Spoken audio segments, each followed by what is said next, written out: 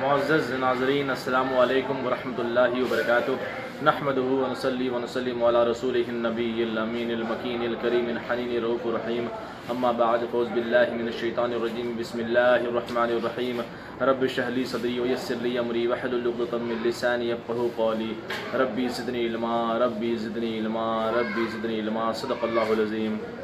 اور سورہ احزاب کی یہ دوسری نشست ہے۔ سورہ الاحزاب میں اللہ تبارک و تعالیٰ نے انسان کی زندگی کے متعلق کہ انسان کو جو پرانے رسم و رواج ہیں، جو پرانے اندھی تقلید ہے، جس کو ہم بلائنڈ سپرسٹیشس کہتے ہیں، یعنی وہ چیزیں جس کا اسلام سے کوئی تعلق نہیں، جس کا اسلام سے کوئی رشتہ نہیں، جس کا قرآن حدیث اسلام شریعت سے کوئی رشتہ نہیں، اگر ہم وہ چیز سماج میں کرتے ہیں تو اس چیز کو اللہ تبارک و تعالیٰ نے ختم کرنے کی کوشش کی ہے۔ تو ایک اس میں رسم تھی کہ اپنے منہ بولے بیٹے کو خود کا بیٹا سمجھا جاتا تھا، اور پہلے کے دور میں منہ بولے بیٹے کو اس کی ماں تصور کیا جاتا تھا، اور منہ بولی بہو کو اپنی بہو تصور کیا جاتا تھا۔ تو یہ کفار و مشرکین اور مکہ کا وہ قدیم رواج تھا، رسم تھی۔ تو اللہ تبارک و تعالیٰ نے رسول اللہ صلی اللہ علیہ وسلم کے ذریعہ اس رواج کو ختم کیا۔ تو اس کا ہم نے اس سے پہلے سماعت کیا تھا۔ انشاءاللہ سورہ الاحزاب میں اس سے آگے ہم پھر انسان کی زندگی کے اور دوسرے جو واقعات ہیں، یعنی شوہر اور بیوی کے درمیان کے جو قربت ہے، اور شوہر اور بیوی کے درمیان کے جو معاملات ہے، وہ تمام معاملات پہ انشاءاللہ الرحمن سورہ الاحزاب میں اللہ تبارک و تعالیٰ نے اس چیز کو پیش کیا ہے۔ آغاز کرتا ہوں بسم اللہ الرحمن الرحیم، اللہ کے نام سے شروع جو بڑا مہربان اور نہایت رحم والا ہے۔ اے لوگوں، بے شک اللہ کے رسول صلی اللہ علیہ وسلم کی زندگی بہترین نمونہ ہے۔ تمہیں کس تہذیب، یہود و نصارہ، ہندوؤں اور کافروں کی کسی تہذیب سے کوئی تعلق نہیں رکھنا چاہیے۔ ہمیں دنیا کی جو ہندوؤں کی تہذیب ہے، جو کفار مشرکین کی تہذیب ہے، جو یہودیوں کی تہذیب ہے، جو عیسائیوں کی تہذیب ہے، ہمیں ان چیزوں سے واسطہ نہیں رکھنا چاہیے۔ ہمیں کن چیزوں سے واسطہ رکھنا چاہیے؟ جس کا تعلق مصطفیٰ جان رحمت صلی اللہ علیہ وسلم سے ہے، جس کا تعلق صحابہ سے ہے، جس کا تعلق تابعی سے ہے، جس کا تعلق اللہ کے نیک بندوں سے ہے، جس کا تعلق محمد رسول اللہ صلی اللہ علیہ وسلم کی زندگی سے ہے، جس کا تعلق حضرت عائشہ رضی اللہ تعالی عنہا کی زندگی سے ہے، جس کا تعلق امام حسن و حسین حضرت علی رضی اللہ تعالیٰ عنہ اور 4 جو خلیفہ تھے اسلام کے، جو صحابی رسول تھے، ابو بکر رضی اللہ تعالیٰ عنہ، عمر رضی اللہ تعالیٰ عنہ، عثمان غنی رضی اللہ تعالیٰ عنہ، حضرت علی رضی اللہ تعالیٰ عنہ، اور اس طرح سے امام فاطمہ رضی اللہ تعالیٰ عنہا، اس کے بعد امام فاطمہ رضی اللہ تعالیٰ عنہا، اور امام اعظم ابو حنیفہ رضی اللہ تعالیٰ عنہ رحمۃ اللہ تعالیٰ علیہ کے ہم وہ فالوورز ہیں، ان کا جو مسلک ہے یا ان کے جو مذاہب ہیں، ان کے ہم مذاہب پہ عمل کرنے والے ہیں۔ تو انہی کے مسالک میں جو چیزیں موجود ہوں گی، ہم ان چیزوں پہ عمل کریں گے۔ اس کے علاوہ کوئی چیز جو شریعت اجازت نہیں دیتی، جس چیز کو شریعت حرام قرار دیتی ہے، ہم شریعت کے اصول کے خلاف کام نہیں کریں گے۔ ہم وہی کام کریں گے جس کی شریعت ہمیں اجازت دیتی ہے، جس کی شریعت ہمیں پابندی کرنے کو کہتی ہے۔ غیر شریعت کام اس شریعت نے اسے حرام قرار دیا ہے۔ جو شریعت نے اجازت نہیں دی، ہم وہ کام نہیں کر سکتے ہیں۔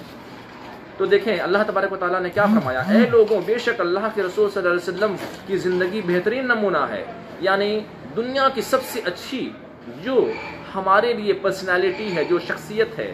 جو ایسی شخصیت جس کا دن، جس کی راتیں، جس کا اٹھنا، جس کا بیٹھنا، جس کا سونا، جس کا جاگنا، جس کا مسکرانا، جس کے زبان کے ہر کلام میں عبرت ہے، جس کے زبان کے ہر کلام میں سبق ہے، جس کے زبان کے ہر کلام میں کیا ہے، ہمیں سبق ہے کہ اگر رسول اللہ صلی اللہ علیہ وسلم کی زندگی کو اپناؤ گے تو تمہاری زندگی بہترین ہو جائے گی۔ تم اس کائنات میں بھی اللہ تبارک و تعالیٰ تمہیں کامیاب کرے گا، اور مرنے کے بعد جو زندگی آنے والی ہے، اور حشر کے دن قیامت کے دن کی جو زندگی ہے اور اس کے بعد جو ہمیشہ ہمیشہ کے لیے جو زندگی ہے، اللہ تبارک و تعالیٰ تمام تر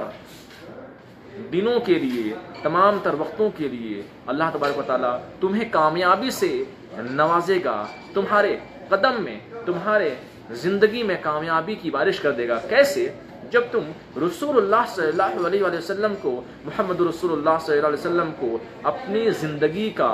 سب سے بہترین انسان مانو گے۔ یعنی کوئی ایسی شخصیت ہے دنیا میں، ہم یہ سوچتے ہیں ہم گنہگار ہیں، ہم بدکار ہیں، ہم سیاہکار ہیں، ہم گالیاں دیتے ہیں، صحیح بات ہے، میں گالیاں دیتا ہوں، میں گنہگار انسان ہوں، میں خود کو گنہگار سمجھتا ہوں، مگر اللہ سے ہی دعا کرتا ہوں، اے باری تعالیٰ ذیشان کی زبان سے گالیاں نکلتی ہے، اے باری تعالیٰ وہ دن بھی آ جائے جب صرف اللہ اللہ اللہ اللہ اللہ اللہ اللہ اللہ کرتا رہے، وہ دن بھی آ جائے۔ آج ذیشان گالیاں دیتا ہے، آج ذیشان بد کلامی کرتا ہے، لیکن اے باری تعالیٰ وہ دن بھی آ جائے جب ہم اللہ کی بارگاہ میں دعا کریں گے، اے باری تعالیٰ ہماری زبان کو پاک کر دے، اے باری تعالیٰ ہماری زبان میں جو ہے مٹھاس دے دے، اے باری تعالیٰ ہماری زبان میں جو ہے نا وہ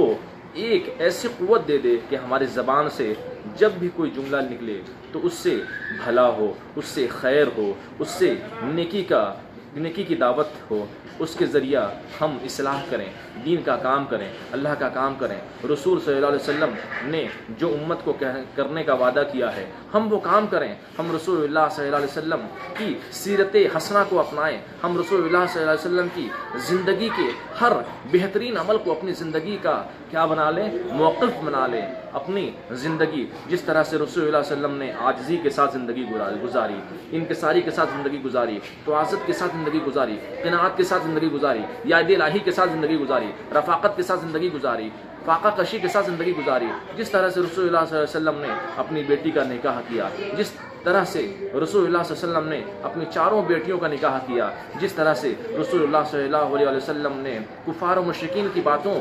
پہ جواب نہ دیا، کفار و مشرکین کی باتوں کو جو ہے وہ سہتے رہے، تکالیف برداشت کی، مصیبتیں برداشت کی، اور اللہ کی بارگاہ میں حبیب اللہ کا خطاب عطا ہوا۔ اللہ تبارک و تعالیٰ نے ان کی پریشانی کو دیکھ کر، ان کی اذیتوں کو دیکھ کر، اور اللہ تبارک و تعالیٰ نے ان کی قربانیوں کو دیکھ کر، ان کے سجدے کو دیکھ کر، ان کے رکوع کو دیکھ کر، ان کی رونے کو دیکھ کر، ان کے اللہ کی بارگاہ میں قیام کو دیکھ کر، کیا اللہ تعالیٰ فرماتا ہے کہ اے محبوب تھوڑا سا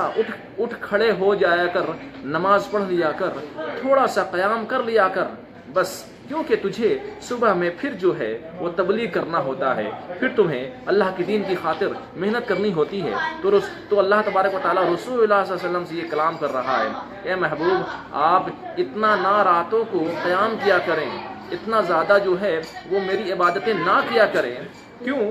کہ آپ کو دوسرے کام بھی کرنے ہوتے ہیں، آپ کو پھر جو ہے تبلیغ بھی کرنی ہوتی ہے۔ تو رسول اللہ صلی اللہ علیہ وسلم کی زندگی کا ہر لمحہ لمحہ فکریہ ہے، رسول اللہ صلی اللہ علیہ وسلم کی ہر زندگی کا ہر لمحہ میرے لیے، ہمارے لیے، ساری امت کے لیے کیا ہے، ایک نمونہ ہے، ایک مثال ہے، ایک نمونہ ہے۔ یعنی اسی چیز کو دیکھ کر ہم اپنی زندگی میں اس چیز کو اپنائیں گے اور اپنی زندگی میں وہ چیز کے ذریعہ اپنی زندگی کو ہم کامیاب کریں گے۔ چاہے رسول اللہ صلی اللہ علیہ وسلم کی زندگی کیسی تھی، رسول اللہ صلی اللہ علیہ وسلم نے 11 شادیاں کی، ان کی زوجہ کی تعداد 11 تھیں، مگر اللہ کے رسول صلی اللہ علیہ وسلم کی جو بیویاں تھیں ان کے پاس جو ہے مہینوں 2 مہینے تک کوئی کھانا نہیں بنتا، ان کے گھر میں کوئی چراغ نہیں جلتا، کوئی چولہا نہیں جلتا، مگر اللہ تبارک و تعالیٰ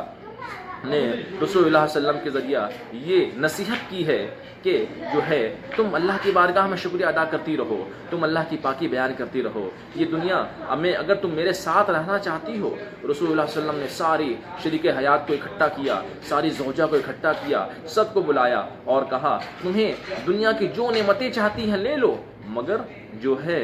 ہم تم سے الگ ہو جائیں گے، ہم تمہارے ساتھ نہیں رہیں گے۔ تو اس طرح سے رسول اللہ صلی اللہ علیہ وسلم نے صحابہ کے ساتھ ہے نا، جو لوگ کفار و مشرکین تھے ان کے ساتھ کیسے انہوں نے برتاؤ کیا، کس طرح سے اخلاق کا مظاہرہ کیا۔ پھر اللہ تبارک و تعالیٰ کے فضل و کرم سے رسول اللہ صلی اللہ علیہ وسلم امین بن گئے، رسول اللہ صلی اللہ علیہ وسلم سب سے زیادہ ایماندار بن گئے، سب سے زیادہ صادق بن گئے، سب سے زیادہ سچے بن گئے، اور رسول اللہ صلی اللہ علیہ وسلم کو اللہ تبارک و تعالیٰ نے ہے نا امین کا مقام مقام عطا فرمایا اور حبیب اللہ کا مقام عطا فرمایا۔ اللہ تبارک و تعالیٰ نے رسول اللہ صلی اللہ علیہ وسلم کی تعریف بے انتہا کر دی کہ کہیں پہ کہا یاسین، کہیں پہ طٰہٰ، کہیں پہ مزمل، کہیں پہ مدثر، کہیں پہ کہا وَرَفَعْنَا لَكَ ذِكْرَكَ، اے محبوب ہم نے آپ کے لیے آپ کے ذکر کو بلند کیا ہے۔ تو اس طرح سے اللہ تبارک و تعالیٰ کا جو ہے وہ مسلمانوں پر کرم ہوا اور اس نے محمد رسول اللہ صلی اللہ علیہ وسلم کی امت میں انسان کو پیدا کیا، ہمیں اپنے محبوب کی امت میں پیدا فرمایا۔ اگلی آیت میں ہے جو اللہ سے ملاقات کی امید رکھتا ہے وہ آخرت پر وہ یقین رکھتا ہے، اور جو اللہ کو بہت یاد کرتا ہے اس کے لیے رسول اللہ علیہ وسلم کی زندگی بھی بہترین مثال ہے۔ یعنی جو اللہ تبارک و تعالیٰ کو یاد کرتا ہے، جو اللہ تبارک و تعالیٰ کی جس کے دل میں محبت ہے، اس کے لیے کیا ہے؟ رسول اللہ صلی اللہ علیہ وسلم اس کے لیے بہترین مثال ہیں۔ یعنی رسول اللہ صلی اللہ علیہ وسلم کی زندگی کے ہر لمحہ کو اپنی زندگی میں وہ بسا لے، رسول اللہ صلی اللہ علیہ وسلم کی سیرت رسول کو، رسول اللہ صلی اللہ علیہ وسلم کی زندگی کے افعال کو اپنی زندگی کے افعال میں تبدیل کر لے، تو کیا ہے؟ اس کے لیے ہمیشہ ہمیشہ کے لیے کامیابی ہے۔ اللہ تبارک و تعالیٰ اسے دین میں بھی دنیا میں بھی دنیا کی تمام تر چیزوں میں اسے کامیابی عطا فرمائے گا۔ اور جو اللہ سے ملاقات کی امید رکھتا ہے اور آخرت پر وہ یقین رکھتا ہے اور جو اللہ کو بہت یاد کرتا ہے اس کے لیے رسول اللہ علیہ وسلم کی زندگی بھی بہترین مثال ہے۔ اور جب مومنوں نے دشمن کے لشکر کو دیکھا تو انہوں نے کہا یہ وہی لشکر ہے جس کا وعدہ اللہ اور اس کے رسول نے ہم سے کیا کہ اس لشکر پر اللہ ہمیں فتح دے گا۔ اور انہوں نے کہا کہ اللہ اور اس کے رسول نے سچ فرمایا۔ اس لشکر کو دیکھ کر ایمان اور بڑھ گیا اور اللہ کی بارگاہ میں جھکنا اور بڑھ گیا۔ اور اگلی آیت میں مومنوں میں سے بعض مومن ایسے تھے جنہوں نے یہ تمنا کی تھی کہ اے پروردگار تو ہمیں راہ میں مرنا نصیب کر۔ تو بعض مومنوں کو شہادت کا ہے نا، تو بعض مومنوں کو جو ہے وہ شہادت کا مرتبہ مل گیا اور بعض شہادت کی انتظار میں ہیں۔ یعنی جن لوگوں نے جنگ میں شرکت کی اور جو اس جنگ میں شہید ہو گئے تو ان کے جو دل میں بات تھی کہ انہیں جو ہے شہادت کا مرتبہ ملے، تو اللہ تبارک و تعالیٰ نے انہیں جنگ میں شہید کر کے انہیں شہید کر دیا ہے نا، انہیں شہادت کا مرتبہ عطا ہو گیا۔ اور کیا؟ اور بعض شہادت کے انتظار میں ہے، یعنی میدان جنگ سے بچ بھی گئے تو انہیں افسوس نہیں، یہی ہے کہ انہیں شہادت کی موت نصیب نہ ہوئی۔ یعنی وہ تو صحابی رسول ہیں، اگر انہیں شہادت کی موت نہ بھی ہوئی مگر چونکہ انہوں نے رسول اللہ صلی اللہ علیہ وسلم کے ساتھ انہوں نے جنگیں کی تو اللہ تبارک و تعالیٰ نے ان کے مقام کو کتنا بلند کیا ہے۔ اور مومنوں میں سے بعض مرد وہ ہیں جو انہوں نے اللہ سے وعدہ کیا وہ پورا کر دکھایا اور اپنی جان اللہ کی راہ میں قربان کر دی، اور بعض وہ ہیں کہ جو اپنی منت پوری کر چکے، اور بعض وہ ہیں جو شہادت کا انتظار کر رہے ہیں، وہ زیرہ نہ بدلے اور وہ بات ثابت قدم ہیں، یعنی اسلام کے لیے ان کی جان ان کا مال، ان کے لیے ان کا جان ان کا مال جو ہے وہ حاضر ہے، اور تاکہ اللہ تعالیٰ سچوں کو ان کے سچ کا صلہ عطا فرمائے اور اللہ منافقوں کو عذاب دے اگر وہ چاہے یا انہیں توبہ کی توفیق دے، بے شک اللہ بخشنے والا مہربان ہے۔ اور اللہ نے پھر اگلی آیت میں ہے اللہ نے کافروں کو ان کے غضب کے ساتھ ان کی پیشانی کے ساتھ ان کو لوٹا دیا، وہ کوئی خیر حاصل نہیں کر سکتے۔ یہ کس کے لیے ہے؟ یہ منافقوں کے لیے۔ منافق کون لوگ ہیں؟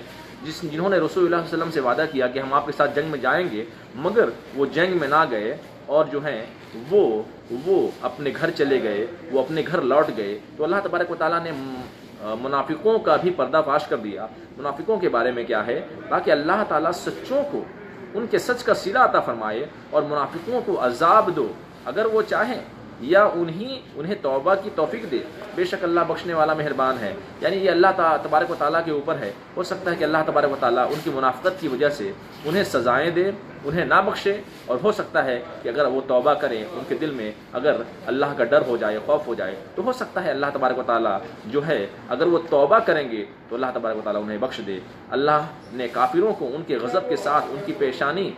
پریشانی کے ساتھ ان کو لوٹا دیا اور وہ کوئی خیر حاصل نہ کر سکے۔ یعنی جنگ کرنے کے لیے مومنوں کو اللہ کافی ہے۔ یعنی جو ہے مومن چاہے جتنی بھی کم تعداد میں ہو، چاہے جتنی بھی کم ان کی تعداد ہو، مگر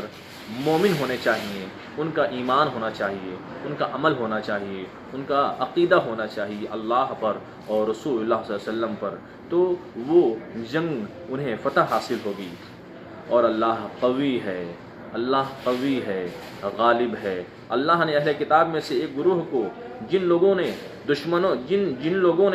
کی مدد کی انہیں کے قلعوں سے نیچے اتارا، اور اللہ نے ان کے دلوں میں مسلمانوں کا رعب تعریف کیا۔ ایک گروہ کو تم قتل کرتے ہو اور ایک گروہ کو تم قیدی بناتے ہو، یعنی جو اسلام کے خلاف سازشیں کرتے ہیں، سازشوں میں ملوث ہوئے، انہیں قتل کر دیا گیا اور باقی کو قیدی بنا دیا گیا، اور ان کی جو ہے قوت ٹوٹ گئی۔ اور اللہ نے تمہیں ان کی زمین کا وارث بنا دیا، اور ان کی بستیاں اور ان کے گھروں کا وارث کیا، اور ان کے مال کا وارث کیا، اور وہ زمین جس پر تم نے ابھی قدم نہیں رکھا ہے، یعنی خیبر۔ اور اللہ ہر چاہت پر قادر ہے، اور اللہ ہر چاہت پر قادر ہے۔ اے نبی آپ فرمائیے اپنی بیویوں سے اگر تم دنیا کی زندگی چاہتی ہو تو دیکھیں اب جو ہے وہ جنگ کے واقعات تھے، اس کے بعد اللہ تبارک و تعالی منافقوں کے بارے میں ارشاد فرمایا۔ اس سے پہلے جو جنگ ہوئی اس میں بھی مسلمانوں کو شکست ہوئی، اور شکست کے بعد جو ہے جو منافق تھے جو نہیں گئے تھے تو ان کے بارے میں بھی ذکر فرمایا کہ اللہ تبارک و تعالیٰ ان کے ساتھ کیا ان کے ساتھ رویہ اختیار کرے گا، ان کے ساتھ کیسی سزائیں اللہ تبارک و تعالیٰ ان کے ساتھ دے گا۔ اس کے بعد جو ہے پھر اللہ تبارک و تعالیٰ نے یہاں پر اپنی جو عورتیں ہیں، ہماری جو شریک حیات ہیں، بیویاں ہیں، تو رسول اللہ علیہ وسلم کے ذریعہ ہماری امت کو کیا تعلیم دی جا رہی ہے وہ سماعت کریں گے۔ اور اللہ ہر چاہت پر قادر ہے۔ اور اے نبی آپ فرمائیے اپنی بیویوں سے اگر تم دنیا کی زندگی چاہتی ہو اور دنیا کا مال اور اس کی زینت چاہتی ہو تو آؤ میرے پاس، میں تمہیں دنیا دیتا ہوں۔ یعنی رسول اللہ صلی اللہ علیہ وسلم تمام بیویوں کو یہ رسول اللہ علیہ وسلم نے فرمایا کہ تم دنیا چاہتی ہو تو میں تمہیں دنیا دیتا ہوں، اور میں تمہیں اچھی طرح اپنے نکاح سے جدا کرتا ہوں۔ اور رسول اللہ علیہ وسلم نے فرمایا کہ تمہیں دنیا چاہیے، جو تمہیں دولت چاہیے، جو تمہیں عزت چاہیے، جو تمہیں غذا چاہیے، میں تمہیں دے دوں گا مگر اپنے نکاح سے الگ کر دوں گا۔ تو مسئلہ یہ تھا کہ رسول اللہ صلی اللہ علیہ وآلہ وسلم کے گھر میں دو مہینے تک بھی جو چولہا نہیں جلتا تھا، یعنی ان کی جو شریک حیات تھیں ان لوگوں نے یہ کہا کہ جو ہے ہمارے گھروں میں چولہا نہیں جلتا، کئی مہینوں تک چولہا نہیں جلتا۔ تو رسول اللہ صلی اللہ علیہ وسلم نے سب کو بلایا۔ رسول اللہ صلی اللہ علیہ وسلم نے کیا فرمایا کہ اگر میں چاہوں تو اللہ تبارک و تعالیٰ میرے ساتھ پہاڑوں کو چلائے۔ یعنی رسول صلی اللہ علیہ وسلم نے خود فرمایا اگر میں چاہوں تو میرے ساتھ پہاڑ چلے۔ تم چاہتی ہو دولت، تم چاہتی ہو عزت، تم چاہتی ہو مقام، تم چاہتی ہو تم چاہتی ہو کھانے کی چیزیں، تم چاہتی ہو اچھے لباس، تم چاہتی ہو اچھے گھر، میں چاہوں تو میں تمہیں دے سکتا ہوں۔ لیکن اللہ کے رسول نے کیا فرمایا؟ یہ دنیا کفار و مشرکین کے لیے ہے، یہ دنیا غیر مومنوں کے لیے ہے، یہ دنیا غیر مسلموں کے لیے ہے۔ مومنوں کے لیے کیا ہے؟ عاجزی، انکساری، توازت، قناعت، یاد الہی، رفاقت، فاقہ کشی، یہ ہے۔ کیا ہے؟ اللہ کی بارگاہ میں سجدریز ہونا، اللہ کی بارگاہ میں جھکنا، قیام کرنا، سجدریز ہونا اور اللہ کی پاکی بیان کرنا۔ اور رسول اللہ صلی اللہ علیہ وسلم بھی خود اپنے پیٹ پہ پتھروں کو باندھا کرتے تھے بھوک کی وجہ سے۔ تو رسول اللہ علیہ وسلم نے کیا اپنی بیویوں کو بلایا، اور ایک روایت کے مطابق 9 بیویاں اور ایک روایت کے مطابق 11 بیویاں، ان کو بلا کر کہا کہ اگر تمہیں دنیا چاہیے تو دنیا ہم سے لے لو، مگر تمہیں میرے نکاح سے الگ ہونا پڑے گا۔ تو حضرت عائشہ رضی اللہ تعالیٰ عنہ فرماتی ہیں کہ 2 مہینے تک اللہ کی بارگاہ میں چولہا نہیں جلتا تھا، کھجور اور پانی کے ذریعہ گزارا ہوتا، اور جب کھانا ملتا تو ہم پیٹ بھر کر نہ کھا سکتے۔ اور اگر تم اللہ کو پسند کرو اور اس کے رسول کو پسند کرو اور آخرت کے، اور اگر تم یہ کہتی ہو کہ ہمیں آخرت چاہیے، رسول اللہ علیہ وسلم کے ساتھ رہ کر اس سادگی پر زندگی گزارنے پر تمہیں اعتراض نہیں، دل میں بھی ایسی کوئی بات نہیں، اور بے شک اللہ تعالیٰ تم میں سے جو نیک وکار ہیں انہیں اجر عظیم دے گا۔ تو رسول اللہ صلی اللہ علیہ وسلم نے اپنے شریک حیات کو یہ فرمایا کہ تم جو کہہ رہی ہو صحیح بات ہے کہ 2 مہینے تک میرے گھر میں اور تمہارے گھر میں چولہا نہیں جلتا اور تم جو ہے کھجور اور پانی پی کر وہ زندگی گزارتی ہو. مگر رسول نے کیا فرمایا؟ اگر تمہیں دولت چاہیے، نعمت چاہیے، غذا کی فراوانی چاہیے تو ہم سے لے لو، مگر کیا، ہم تمہیں اپنے نکاح سے الگ کر دیں گے، اس کے بعد جو ہے وہ تم اپنی دولت میں خوش رہنا. مگر اللہ تبارک و تعالیٰ نے کیا فرمایا؟ اور اگر تم اللہ کو پسند کرو، اس کے رسول کو پسند کرو اور آخرت کو پسند کرو. یعنی پھر اللہ فرماتا ہے کہ اگر تم اللہ کو پسند کرتی ہو اور اللہ کے رسول کو پسند کرتی ہو اور آخرت کو پسند کرتی ہو تو تمہارے لیے رسول کی طرف لوٹ آؤ، رسول کی باتوں کو مانو. تو پھر تمام ازدواج مطہرات نے ایک نیکوکار ہونے کا ثبوت دیا، اور تمام ازدواج مطہرات نے یہ کہا، نہیں رسول اللہ علیہ وسلم جیسی آپ کی مرضی ہے، ہم اسی طرح سے جو ہے فاقہ کشی کر لیں گے، اسی طرح سے ہم بھوکے رہیں گے، چولہا نہیں جلے گا لیکن ہم آپ کے ساتھ رہیں گے. یہاں تک عائشہ رضی اللہ تعالیٰ عنہ فرمایا کہ اے عائشہ، یہاں تک کہ اے عائشہ، اگر آج اللہ تعالیٰ تمہیں اختیار دیا ہے، تم دنیا پسند کرنا چاہو تو مجھ سے طلاق لے لو، اور اگر تم میرے ساتھ رہنا چاہو تو کبھی بھی تمہارے دل کے اندر یہ خیال نہ آئے مجھے دنیا پسند نہیں ہے، یہ بھوک اور یہ معاملات تو یہاں ہوتے رہیں گے. آج مجھے بھوک لگی ہے،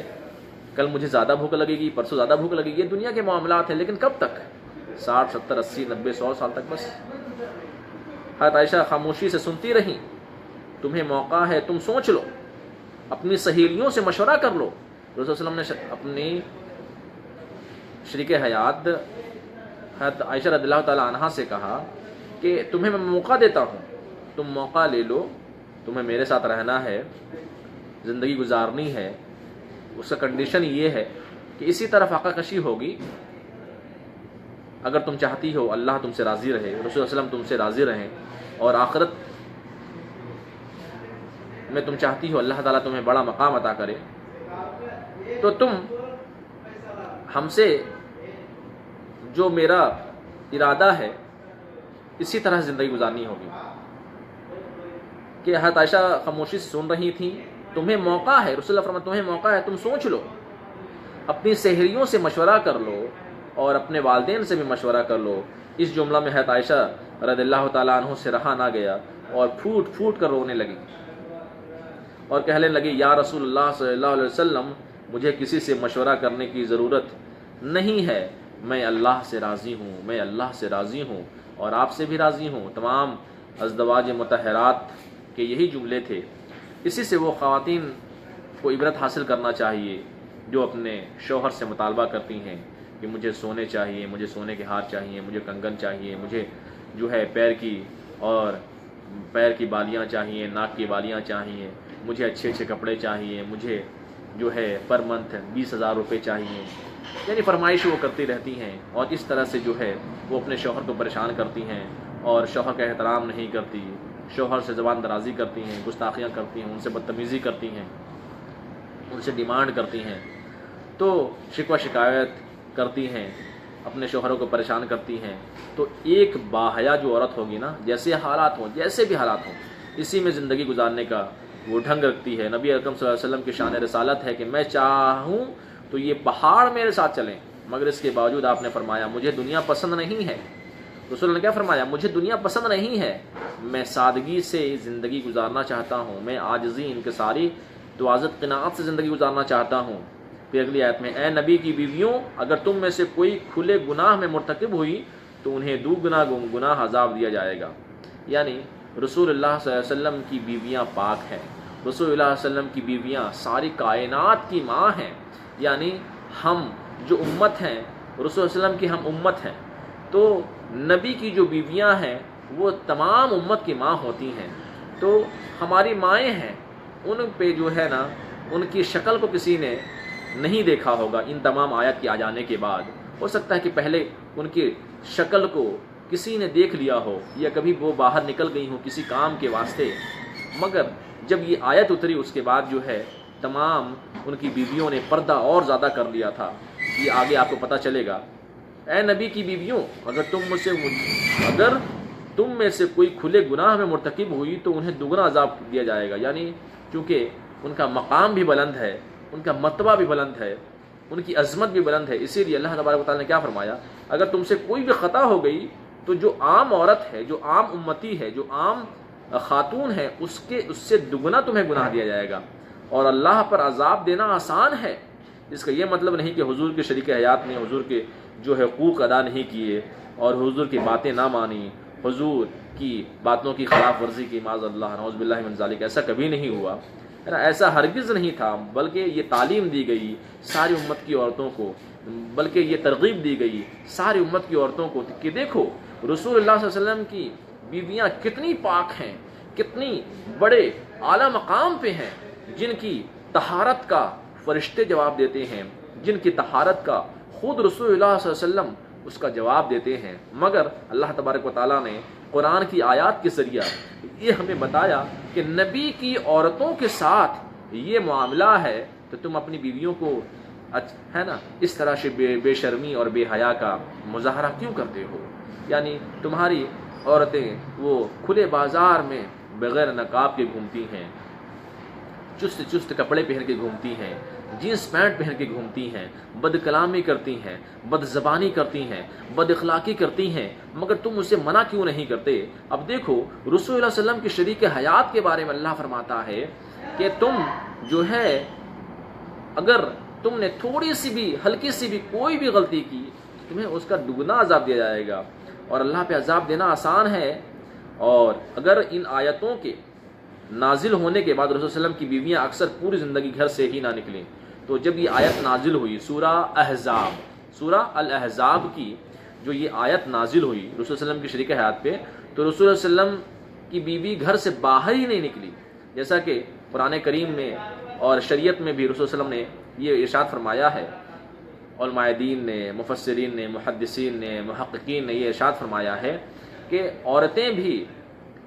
باپردہ ہو کر کے، یعنی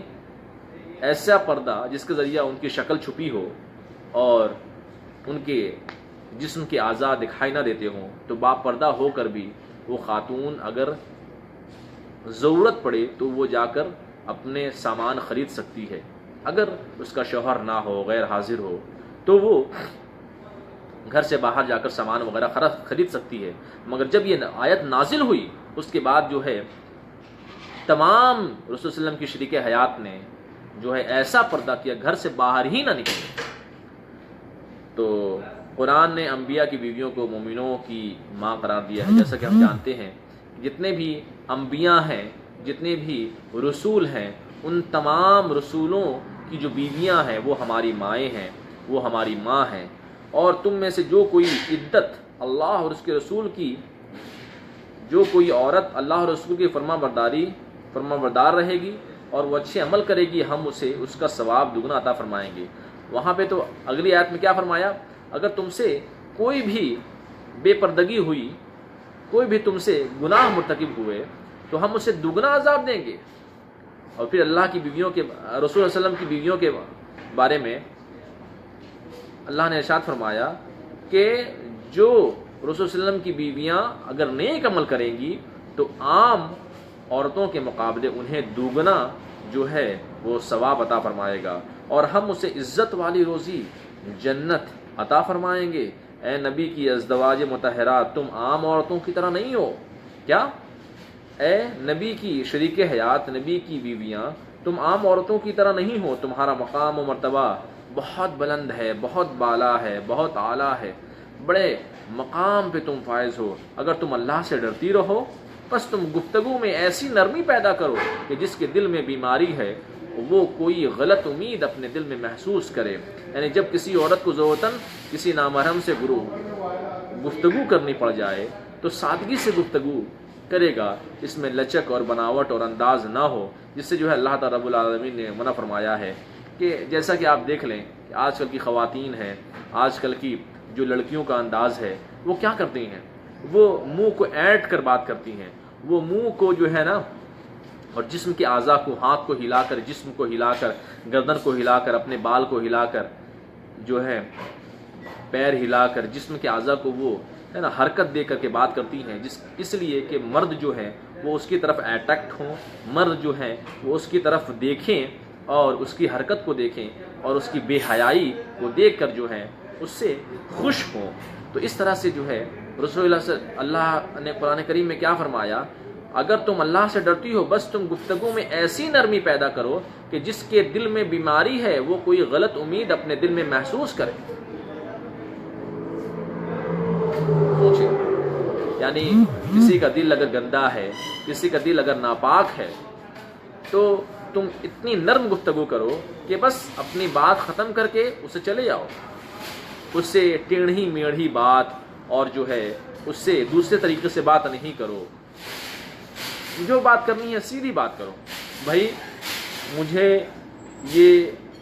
کاپی چاہیے، آپ مجھے کاپی دے دیں، اس سے یہ نہ کرو یہ جو بڑی اچھی والی کاپی ہے، جو لمبی کاپی ہے، جو موٹی کاپی ہے، جو خوبصورت کاپی ہے، جو لال کاپی ہے، پیلی کاپی ہے، اس طرح سے بناوٹی باتیں نہ کرو۔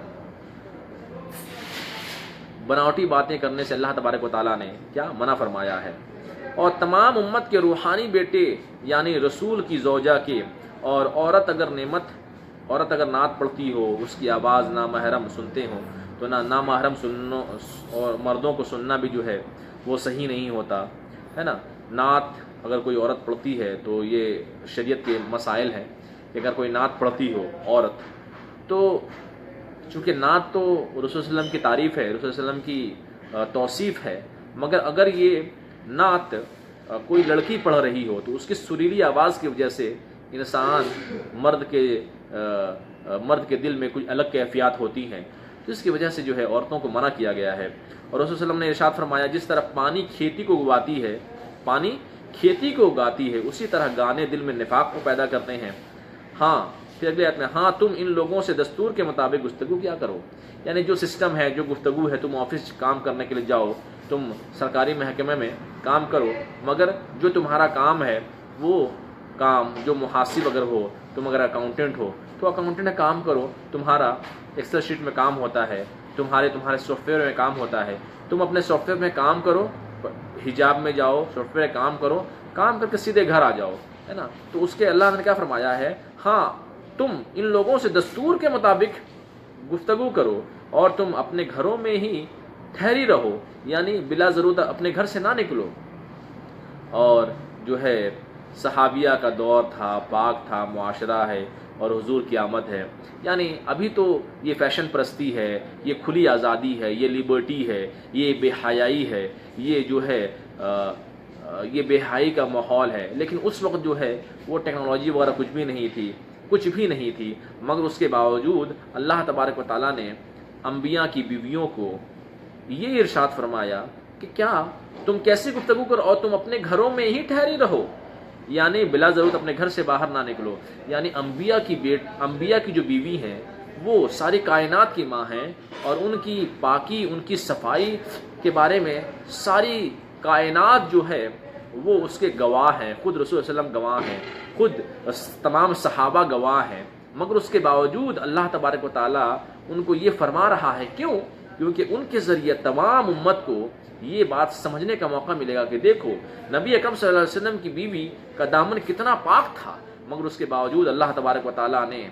انہیں نصیحت کی، تو ہمارے لیے کتنی نصیحت ہوگی۔ ہم تو ہماری گھر کی جو عورتیں ہیں، ہمارے جو معاشرے میں جو عورتیں ہیں، وہ کیا ہیں، وہ کھلے ماحول میں ہیں، وہ جینس پینٹ بھی پہنتی ہیں، وہ جو ہیں چھوٹے کپڑے بھی پہنتی ہیں، چست کپڑے بھی پہنتی ہیں، نقاب اور بے نقاب دونوں میں فرق معلوم نہیں ہوتا، کھلا چہرہ اور بند چہرے میں ہے نا وہ پتہ نہیں چلتا۔ اور اس طرح سے جو ہے بے حیائی کا دورہ ہے، اور بے حیائی اتنی زیادہ عام ہو چکی ہے کہ ختم کرنا مشکل ہے نا۔ اچھے گھرانے کی عورتوں کو آپ دیکھیں گے کہ وہ ساڑیاں پہنتی ہیں، اچھے گھرانے کی عورتیں وہ ساڑیاں پہنتی ہیں۔ وہ ساڑیاں کیوں پہنتی ہیں؟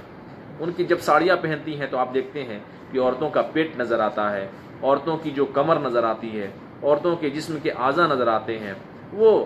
بہو نظر آتے ہیں، مگر کیا یہ فیشن بن چکا ہے، یہ ہمارے معاشرے کا کلچر بن چکا ہے۔ اسی طرح آپ دیکھیں گے کہ لڑکیاں جو ہیں وہ سلوار جمپر پہنتی ہیں، مگر دیکھیں آج کل کتنی زیادہ بے حیائی ہو گئی ہے کہ سلوار جمپر بھی ایسا جو ہے لیگنس کی شکل میں اتنا زیادہ فیشن پرستی آ گئی ہے کہ جو ہے فیشن نے اچھے ڈریس کو بھی خراب کر دیا. اب سوچیں لیجنس لڑکی پہنتی ہے, آپ اسے کیا بولیں گے؟ ایسا لگتا ہے کہ اس نے کپڑا پہنا ہے یا نہ پہنا, وہ دونوں برابر ہیں. بے حیائی کی انتہا ہو چکی ہے. آپ دیکھ لیں کہ جو ہے لڑکیاں کپڑے پہنتی ہیں لیکن ایسا لگتا ہے کہ کچھ پہنا نہیں. تو اس طرح سے جو ہے بے حیائی جو ہے اس کو آزادی کا نام دے کر, بے حیائی کو روشن خیالی کا نام دے کر یہ لوگ جینس پینٹ ٹی شرٹ پہنتی ہیں اور جو ہے نا کسے ہوئے ٹائٹ اور جو کیا کہیں گے آپ, اور اس طرح سے چپکے ہوئے کپڑے پہنتی ہیں کہ جو ہے جس کے بارے میں ہم کہہ نہیں سکتے. بے حیائی عام ہو چکی ہے اور عورتیں جو ہیں اپنے بالوں کو کھول کر جاتی ہیں, نہ نقاب ہے نہ کچھ ہے, اور نقاب پہنتی ہیں تو اس میں بھی فیشن ہے کہ جو سب سے جو ٹائٹ نقاب ہے, جو سب سے چست نقاب ہے وہی پہنیں گے, بڑا نقاب ہم نہیں پہن سکتے. جو 1000 ریال کا نقاب ہے وہی پہنیں گی, جو 200 روپے کا نقاب ہے 500 روپے کا نقاب نہیں پہنیں گی, 1000 ریال کا وہ نقاب پہنیں گی. تو اس طرح سے جو ہے بے حیائی عام ہو چکی ہے اور یہ تمام معاشرے میں پھیل گئی ہے. وہ ہر کے گھر میں موجود ہے. ہمارے گھر میں جو بھی عورتیں ہیں وہ ساڑی پہن رہی ہیں, تو ساڑی پہننا کیا ہے؟ وہ حرام ہے. کیوں؟ کہ عورت کا پیٹ نظر آتا ہے, عورت کی کمر نظر آتی ہے, عورت کے جسم کی جو ہے وہ ہاتھ نظر آتے ہیں, اس طرح سے اس کا گلا نظر آتا ہے. تو اس طرح سے ساڑی پہننا حرام ہے. اسی طرح سے سلوار جمپر پہننا حرام ہے. اسی طرح سے اگر نام لیں گے تو بہت سارے ہو جائیں گے, لیکن 2-4 نام اور گرا دیتے ہیں. لیجنس پہننا حرام ہے اور چست کپڑے پہننا عورتوں کے لیے حرام ہے جس سے اندر کے جسم کے اعضاء کی جو ہے وہ نمائش ہو. تو یہ تمام کپڑے حرام ہیں, حرام ہیں, حرام ہیں. مگر اچھی فیملی کے لوگ بھی ان تمام باتوں پر عمل نہیں کر رہے ہیں اور اس طرح سے ہمارا معاشرہ جو ہے وہ بہت پیچھے جا رہا ہے اور ہمارے معاشرے میں بے حیائی, بدگمانی, بد کرداری, بد اخلاقی کا دورہ ہے اور بے حیائی روشن خیالی کے نام پر بے حیائی کو عروج دے رہا ہے. پھر اگلی آیت میں ہے, اور جب وہ ضرورتاً گھر سے باہر نکلیں تو انہیں حکم ہے کہ اس طرح اپنی زینت کا اظہار نہ کرو جس طرح پچھلی جاہلیت کا اظہار کرنا. یعنی ان سے جو پہلے کی عورتیں تھیں وہ بے پردہ نکلتی تھیں اور اپنے زیورات کی نمائش کرتی تھیں. تو مکہ معظمہ میں اور مکہ میں رسول صلی اللہ علیہ وسلم کی آمد سے پہلے, قرآن کے نازل ہونے سے پہلے, وہ پہلے جو یہودی اور عیسائی کی جو عورتیں تھیں وہ کیا کرتی تھیں؟ کیونکہ پہلے کچھ لوگ جو امیر بھی ہوا کرتی تھیں, ان کے پاس تو زمینیں زیادہ ہوا کرتی تھیں, جو لوگ امیر تھے تو ان کی عورتوں میں یہ رواج تھا کہ وہ اپنے سینے میں, وہ اپنے جسم میں, ناک میں, کان میں, اس کے بعد جو ہے ہاتھ میں, اس کے ہاتھ کی کلائی میں, پیر میں, ہر جگہ جو ہے وہ سونے پہن کر نکلتی تھیں. اور ان کی یہ مرضی تھی اور ان کی یہ سوچ تھی کہ میں جو یہ سونا پہن کر نکل رہی ہوں اس کو تمام لوگ دیکھیں اور ہماری تعریف کریں, ہماری امیری کی تعریف کریں, ہمارے جو ہیں وہ جاگیردارانہ نظام کی تعریف کریں, ہماری جاگیر کی تعریف کریں, ہماری زمینداری کی تعریف کریں اور ہماری سرداری کی وہ تعریف کریں. اس طرح سے جو ہے مکہ میں رسول صلی اللہ علیہ وسلم کی آمد سے پہلے یہ کفار و مشرکین, یہودی, عیسائی کا یہ طریقہ رواج تھا کہ وہاں کی جو عورتیں تھیں وہ سونے وغیرہ لاد کر پہنتی تھیں, زیادہ پہنتی تھیں اور بے حیائی کا جو ہے وہ مرتکب تھیں. اور جو عورت خوشبو لگائے پھر وہ کسی قوم کے پاس سے گزرے تو اس کی خوشبو غیر محرم نہ پائیں تو حضور ایسی عورت کو زانیہ قرار دے رہے ہیں. سوچیں, دیکھیں, صرف خوشبو لگائی ہے, کوئی عورت جو ہے وہ خوشبو لگائی ہے, خوشبو لگا کر اپنے گھر سے نکلتی ہے. اللہ کے رسول صلی اللہ علیہ وسلم کیا فرماتے ہیں؟ اسے زانیہ فرماتے ہیں, یعنی وہ زانی عورت ہے. آپ سوچیں, ایک لڑکی نے بے حیائی کیا کی ہے؟ صرف خوشبو لگائی ہے, صرف اسپرے لگایا ہے, تو اس عورت کو اللہ کے رسول صلی اللہ علیہ وسلم نے زانی قرار دیا ہے. سوچیں تو کس طرح سے جو ہے ہمیں پردے کی ضرورت ہے, کس طرح سے جو ہے ہمارے معاشرے کو پردے کی ضرورت ہے کہ اللہ کے رسول صلی اللہ علیہ وسلم نے جو عورت صرف اسپرے مارتی ہے, اسپرے مار کے گھر سے باہر نکلتی ہے, اللہ کے رسول صلی اللہ علیہ وسلم نے اس کو زانیہ قرار دیا ہے. اب زنا کے بہت سارے طریقے ہیں. ایک زنا آنکھ کا بھی ہوتا ہے, ایک زنا کان کا بھی ہوتا ہے, زبان کا بھی زنا ہوتا ہے, جسم کے ان اعضاء کا بھی زنا ہوتا ہے. تو زنا کی بھی قسمیں ہیں، ہے نا. تو زنا کوئی سب سے بڑا زنا ہوتا ہے، کوئی چھوٹا زنا ہوتا ہے آنکھ کے ذریعہ غلط چیزوں کا دیکھنا، کان کے ذریعہ غلط باتوں کا سننا. اس طرح سے اللہ تبارک اللہ کے رسول صلی اللہ علیہ وسلم نے کیا فرمایا، جو عورت اسپرے مار کر گھر سے باہر نکلتی ہے وہ زانیہ کی قسم ہے، وہ زانیہ عورت ہے. اور اگلی آیت میں ہے نماز قائم کرو، نماز قائم کرو اور زکوٰۃ ادا کرتی رہو. اللہ اکبر. رسول اللہ صلی اللہ علیہ وسلم کی شریک حیات کے لیے کیا ہے، نماز قائم کرو اور زکوٰۃ ادا کرتی رہو اور اللہ اس کے رسول کی فرما برداری کرو. اور اے اہل بیت، اللہ تم سے ارادہ فرماتا ہے کہ تمہیں گندگی سے ہمیشہ محفوظ فرمائے، ہے نا. آپ سوچیں، اہل بیت کا بھی ذکر کر دیا اللہ کے رسول صلی اللہ علیہ وآلہ وسلم نے. اور کیا فرمایا اللہ نے کہ اور نماز قائم کرو اور زکوٰۃ ادا کرتی رہو. اور اے اہل بیت، اللہ تم سے ارادہ فرماتا ہے کہ تمہیں گندگی سے ہمیشہ محفوظ فرمائے، ہمیشہ محفوظ فرمائے گا. تو دیکھیں اللہ تبارک و تعالیٰ نے اہل بیت کے مقام کو کتنا بلند کیا ہے نا. اہل بیت سے مراد کیا ہے؟ اہل بیت سے مراد رسول اللہ صلی اللہ علیہ وسلم،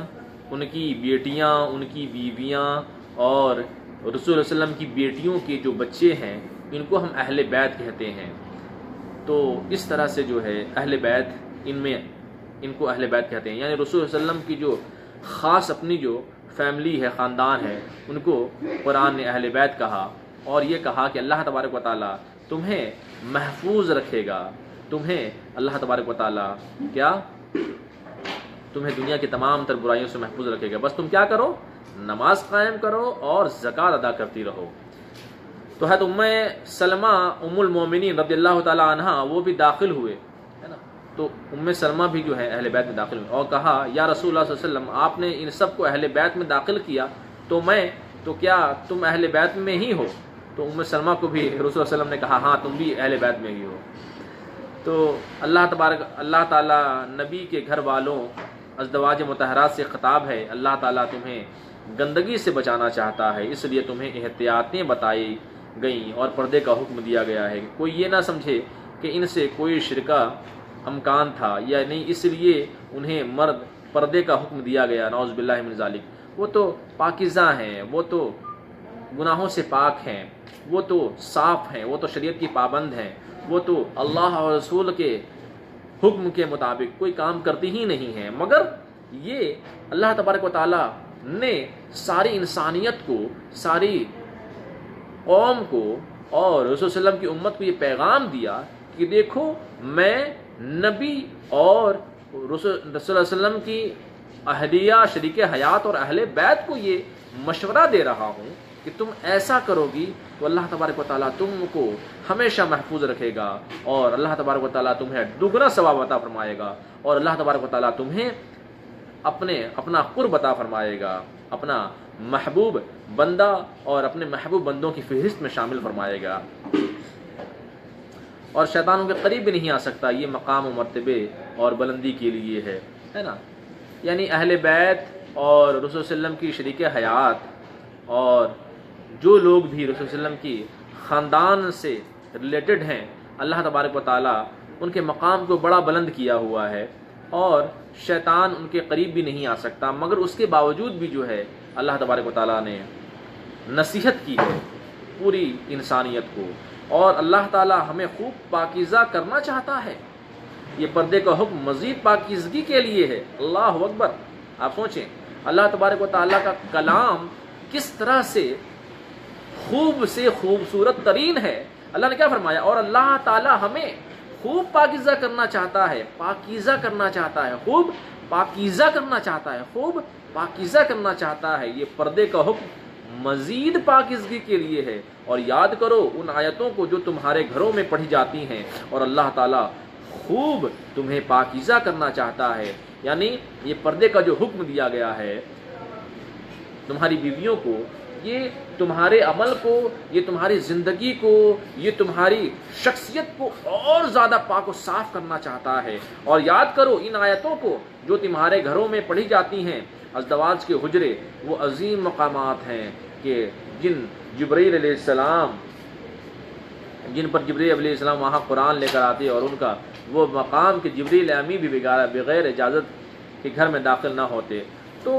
یہ اہل بیت ہیں، یہ رسول صلی اللہ علیہ وسلم کی بیویاں ہیں، یہ رسول اللہ علیہ وسلم کی شریک حیات ہیں، اور رسول صلی اللہ علیہ وسلم کی جو بچیاں ہیں، رسول صلی اللہ علیہ وسلم کی جو بیٹیاں ہیں. اور ان کا مقام یہ ہے کہ جبریل امی بھی جو ہیں بغیر پردہ کیے وہ اور بغیر اجازت کے رسول اللہ علیہ وسلم کے گھر میں داخل نہیں ہوا کرتے تھے. یہ تو وہ مقام ہے کہ فرشتوں کے سردار جبریل علیہ السلام بھی جو ہے بغیر اجازت کے وہ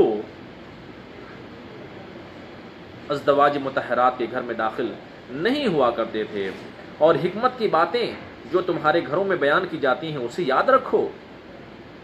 جو تمہارے گھروں میں بیان کی جاتی ہیں، یعنی جو رسول اللہ علیہ وسلم تمہارے گھر میں دین کی بات کرتے ہیں، حدیث بیان کرتے ہیں، قرآن کے کلام کو پیش کرتے ہیں، جو وحی نازل ہوتی ہے، جو اللہ کا کلام نازل ہوا کرتا ہے. کیا؟ اور بے شک اللہ تعالی نرمی فرمانے والا، آسانی فرمانے والا، خبردار ہے. یعنی جو ہے 5واں رکوع. اس آیت کا نزول ایک عورت کے کہنے پر ہوا. اللہ نے کرم فرمایا حضرت اسماء بنت امیس جو حضرت جعفر بن ابی طالب یعنی جعفر بن طیار کی زوجہ ہیں، حبشہ ہجرت کے لیے گئی تھیں. جب مدینہ منورہ میں اسلامی ریاست بن گئی تو کافی عرصے کے بعد حبشہ سے وہ مدینہ منورہ آئیں. انہوں نے مدینہ منورہ کی عورتوں سے کہا کہ عورتوں کے فضائل قرآن میں بیان ہوئے ہیں کہ جو عورتیں نیک ہوں گی انہیں کیا ملے گا. تو انہوں نے کہا کہ یوں تو مردوں کا ذکر ہوتا ہے، اس کے ساتھ عورتیں بھی داخل ہیں، تو عورتوں کا ذکر الگ طور پہ قرآن کریم میں وہ نازل نہیں ہوا. تو حضرت اسماء بنت امیس نے رسول صلی اللہ علیہ وسلم کی خدمت میں عرض کیا اور اس خواہش کا اظہار کیا کہ ٹھیک ہے، جہاں مردوں کی یہ فضیلت ہے وہاں عورتوں کی یہ فضیلت ملے تو اچھی بات ہے. پھر اگلی آیت میں بے شک مسلمان مرد اور مسلمان عورتیں، مومن مرد اور مومن عورتیں، اور فرما بردار مرد اور فرما بردار عورتیں، یعنی اللہ کے اور اس کے رسول کے بھی فرما بردار ہوں، سچے مرد اور سچی عورتیں، صبر کرنے والے مرد اور صبر کرنے والی عورتیں، اللہ سے ڈرنے والے مرد اور اللہ سے ڈرنے والی عورتیں، خشوع و خضوع کے ساتھ رکھنے والے مرد اور خشوع و خضوع کے ساتھ رکھنے والی عورتیں، خوب صدقہ دینے والے مرد اور خوب صدقہ دینے والی عورتیں، خوب روزہ رکھنے والے مرد اور خوب روزہ رکھنے والی عورتیں، اپنے شرمگاہوں کی حفاظت کرنے والے مرد اور اپنے شرمگاہ کی حفاظت کرنے والی عورتیں. اس سے مراد وہ تمام افعال جو زنا کی طرف لے جاتے ہیں. کیا حدیث؟ آنکھ بھی جو ہے انسان کی زنا کرتی ہے، کان بھی زنا کرتا ہے. آنکھ کا زنا بدنگاہی قرار دیا جاتا ہے، کان کا زنا بد کلامی کو سننا ہوتا ہے، چغلی کو سننا ہوتا ہے. اور اللہ کو بہت یاد کرنے والے مرد اور اللہ کو بہت زیادہ یاد کرنے والی عورتیں، اللہ ان کے لیے مغفرت کا وعدہ فرمایا اور اجر عظیم فرمایا. یعنی یہاں تک آپ دیکھیں گے کہ حدیث میں بھی قرآن میں بھی بعض مقامات پر اور بہت سارے مقامات پر جو ہے وہ مردوں کی فضیلت بیان کی گئی ہے کہ جنت میں جو ہے مرد کو 40 حوریں ملیں گی، ایک عام جنتی کو 40 حوریں ملیں گی. اس طرح سے جو ہے مرد کا بڑا مقام ہے. تو اسی طرح سے عورتوں نے یہ سوال کیا کہ اچھا اگر مرد کو یہ بڑا مقام ہے تو عورتوں کے لیے کیا مقام ہے، عورتوں کے لیے کیا مرتبہ ہے. تو اسی لیے اللہ تبارک و تعالیٰ نے کیا فرمایا، بے شک مسلمان مرد اور مسلمان عورتیں. اسی پہ یہ آیت نازل ہوئی. اللہ نے کیا فرمایا، بے شک مسلمان مرد اور مسلمان عورتیں،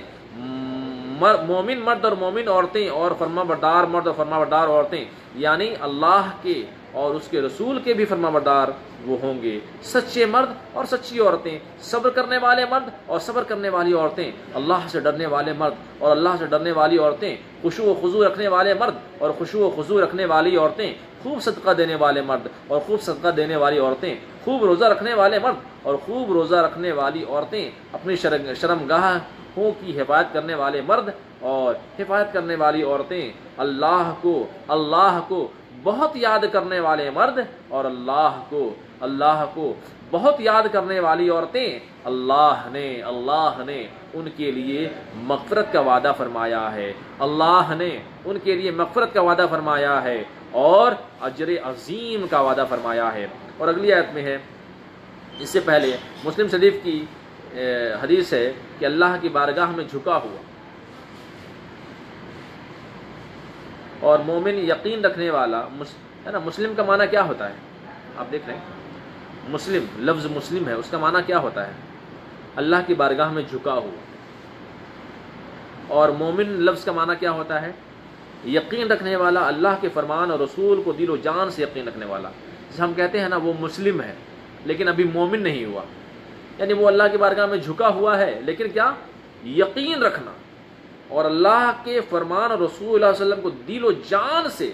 یقین رکھنا، یہ ہوا مومن کی علامت۔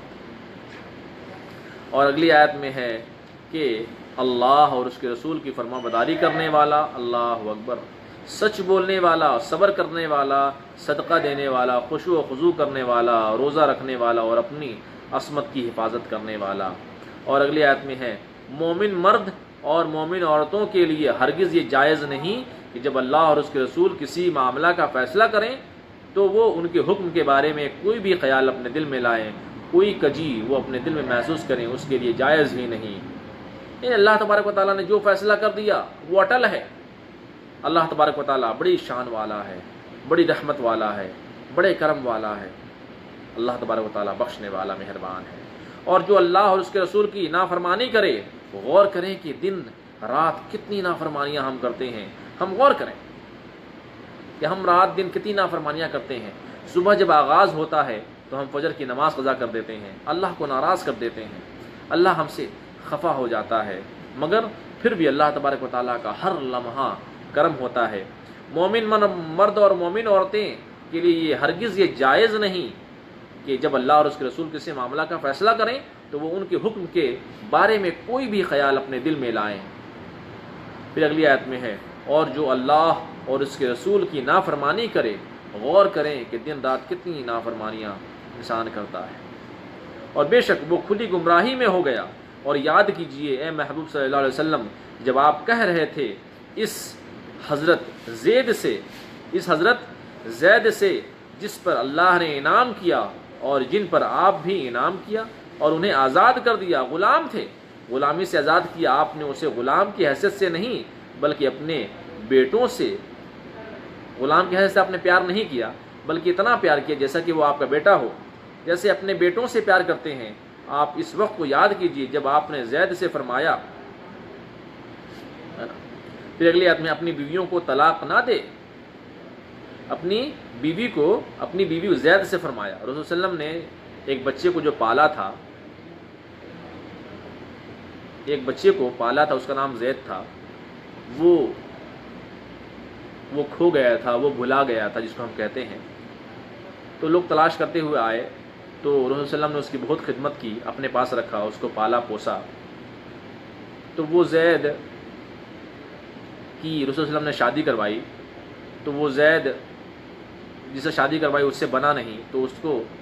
زید نے طلاق دینے کا جو ہے فیصلہ کر لیا۔ تو بہرحال دیکھیے آگے اللہ تعالیٰ نے کیا فرمایا، اپنی بیوی کو طلاق نہ دے، اسے اپنے نکاح میں رکھ اور تو اللہ سے ڈر۔ اور آپ اپنے جی میں ایک بات چھپا رہے تھے جسے اللہ تعالیٰ ظاہر فرمانے والا تھا۔ حضرت زید کا نکاح اپنی پھوپھی کی بیٹی زینب سے کیا تھا، زینب بنت حبش جو حضرت عبداللہ بنت حبش کی بہن ہے اور امیمہ بن عبد المطلب کی بیٹی ہیں، تو پھوپھی زاد ہوئی حضرت زینب۔ جب حضرت زید سے زینب کا نکاح کیا تو حضرت زینب اور ان کے بھائی اور ان کی پھوپھی کو تھوڑا فیل ہوا، چونکہ وہ قریش سے تعلق رکھتے تھے اور قریش ایک بہت بڑا قبیلہ تھا، تو انہوں نے غیر قریش میں نکاح کو تھوڑا جو ہے عجیب سمجھا۔ لیکن چونکہ رسول اللہ صلی اللہ علیہ وسلم نے حکم دیا تھا تو انہوں نے حضور کے سامنے اپنی مرضی کو قربان کر دیا اور کہا کہ ہمیں حضور کا فیصلہ قبول ہے، اور نکاح ہو گیا۔ اب مسئلہ یہ ہوا کہ حضرت زید اور حضرت زینب رضی اللہ تعالیٰ عنہا کے ذہن نہ ملے، تو حضرت زید بار بار یہ کہتے، یا رسول اللہ میں اب طلاق دینا چاہتا ہوں، ہم دونوں کے ذہن نہیں ملتے اور ہم ایک دوسرے کے حقوق کو ادا نہیں کر پا رہے ہیں۔ تو نبی اکرم صلی اللہ علیہ وسلم ان سے فرماتے کہ تم اللہ سے ڈرو، کیونکہ میرے کہنے پر ہی یہ رشتہ ہوا ہے، تو اب اگر تم 1 سال کے اندر اب دوبارہ ایک کرو گے تو اسے طلاق دے دو گے، تو نکاح کو صرف 1 سال ہو گیا ہے، تو ان لوگوں کے دل پہ کیا گزرے گی، ہے نا؟ تو جیسا کہ ہم جانتے ہیں کہ اگر ہم نے کسی کو رشتہ کیا ہے، اگر وہ رشتہ اسے قبول نہ ہوا اور وہ طلاق دے دے تو کیسی بات، خراب بات ہو جائے گی۔ تو رسول صلی اللہ علیہ وسلم نے فرمایا کہ نبھاؤ، جو رشتہ ہے اس کو نبھا لو، ہم نے تمہاری شادی کی ہے، اگر تم اس رشتے کو نبھاؤ گے نہیں تو پھر جو ہے پھر مجھے خراب لگے گا۔ اس طرح سے جو ہے رسول صلی اللہ علیہ وسلم کی بات انہوں نے مانی۔ اللہ نے آپ صلی اللہ علیہ وسلم پہ وحی نازل فرمائی اور فرمایا کہ زید نبھاؤ نہیں کر سکیں گے۔ اللہ نے، کون فرمایا؟ اللہ نے فرمایا رسول صلی اللہ علیہ وسلم کو زید نباہ نہیں کر سکیں گے، اور نوبت طلاق تک پہنچے گی، اور آپ صلی اللہ علیہ وسلم کو، اور آپ کو اللہ حکم دے گا اور آپ حضرت زینب سے نکاح کرنا ہوگا۔ تو نبی اکرم صلی اللہ علیہ وسلم نے اس راز کو راز ہی رہنے دیا اور حضرت زینب اور حضرت زید کو نہ بتایا کہ تمہیں تو میں نبھاؤ کا کہہ رہا ہوں، مگر اللہ تعالیٰ نے حکم دیا ہے کہ نتیجہ آخر یہی ہوگا۔ پھر حضرت زید نے طلاق دے دی، عدت سے حضرت زینب فارغ ہو گئیں، اللہ نے حکم دیا کہ آپ ان سے نکاح کر لیں۔ زینب کون تھی؟ رسول اللہ صلی اللہ علیہ وسلم کی منہ بولی جو ہے وہ بہو تھی، یعنی رسول اللہ صلی اللہ علیہ وسلم نے جس کو غلام بنایا تھا، یعنی جس کو پالا پوسا تھا، اس کی شادی جس سے کروائی تھی اس عورت کا نام زینب ہے۔ تو زید کی بیوی زینب تھی، دونوں میں نہ بنا تو جو ہے انہوں نے، زید نے اس کو طلاق دے دی۔ تو پھر اللہ فرماتا ہے آپ کو خوف محسوس ہوا کہ لوگ دین اسلام کو نقصان پہنچائیں گے، آپ لوگوں سے ڈر گئے۔ منہ بولے بیٹے کی رسم کو جو ہے ختم کرنا مقصود تھا کہ پہلے کے دور میں کسی شخص نے اگر کسی لڑکے کو پالا یا کسی عورت نے کسی بیٹی کو، کسی لڑکی کو پالا تو وہ اس کی منہ بولی ماں ہے، لیکن اصل ماں کی طرح ٹریٹ کیا تھا، اصل بیٹی کی طرح اسے مانا جاتا تھا، اصل باپ اسے مانا جاتا تھا۔ منہ بولا بیٹا ہے، منہ بولی بہو ہے، لیکن اصل بہو کے طور پہ اس کو تصور کیا جاتا تھا۔ تو معاشرے کی، تو اللہ تبارک و تعالیٰ نے جو ایسا حکم دیا کہ رسول اللہ علیہ وسلم کو فرمایا کہ جو زید کی بیوی تھی زینب، تم اس سے پھر نکاح کر لو، اس لیے فرمایا کہ جو ہے یہ رسم ختم ہو جائے، یہ منہ بولے بیٹی کو بہو ماننا، یہ رسم ختم کر دیا گیا۔ تو شریعت میں منہ بولے بیٹے کی کوئی حیثیت نہیں ہے، کوئی اس کی کوئی شریعت میں کوئی دخل نہیں ہے، یعنی کوئی منہ بولا بیٹا ہے یا منہ بولی ماں ہے تو اس میں کیا ہے، پردہ کرنا ضروری ہے۔ منہ بولے بیٹے سے ماں کو پردہ کرنا ہوگا، منہ بولے بیٹی سے باپ کو پردہ کرنا پڑے گا۔ تو اسی طرح سے جو ہے وہ پردے کا حکم اسلام نے دیا ہے اور اس کو خارج کر دیا ہے کہ منہ بولا کوئی چیز نہیں ہے اسلام میں۔ رسول صلی اللہ علیہ وسلم راستے میں ایک خاتون سے بات کر رہے تھے، دیکھیں رسول صلی اللہ علیہ وسلم کا حیا دیکھیں اور رسول صلی اللہ علیہ وسلم کا تقوی دیکھیں، رسول اللہ صلی اللہ علیہ وسلم کی سوچ دیکھیں، رسول اللہ علیہ وسلم کی فکر دیکھیں کہ رسول اللہ صلی اللہ علیہ وسلم جو ہے راستے میں خاتون سے بات کر رہے تھے تو وہ اکیلے میں تھے، تو اتنے میں 2 صحابہ آئے، وہاں سے گردن جھکا کر گزر گئے، تو رسول اللہ صلی اللہ علیہ وسلم نے ان دونوں صحابہ کو بلایا اور فرمایا یہ میری بیوی ہے۔ تو پھر صحابہ نے عرض کی آپ ہمیں معاف فرما دیں، آپ ہمیں معاف کر دیں، ہم آپ کے بارے میں کروڑواں گمان بھی نہیں کر سکتے، ہم سوچ ہی نہیں سکتے، ہے نا۔ مگر دیکھیں کہ رسول صلی اللہ علیہ وسلم کا ذہن کیسا تھا۔ رسول صلی اللہ علیہ وسلم نے ان دونوں صحابہ کو فرمایا، رسول صلی اللہ علیہ وسلم نے فرمایا کہ مجھے پتا ہے تم میرے بارے میں اچھا گمان کرتے ہو، مگر اس کے باوجود میں نے تمہیں بلا کر کہا کہ یہ میری بیوی ہے، اس لیے کہ جو ہے آنے والی امت کو جو ہے یہ سبق ملے، تمہیں بھی یہ سبق ملے کہ رسول اللہ صلی اللہ علیہ وسلم جس سے بات کر رہے ہیں وہ ان کی شریک حیات ہے، یعنی تم بھی پردہ کرو اپنی بیویوں سے، اپنے جو عورتیں ہیں ان سے تم پردہ کرو، اور اس طرح سے پیش آؤ کہ باہر میں بھی جب تم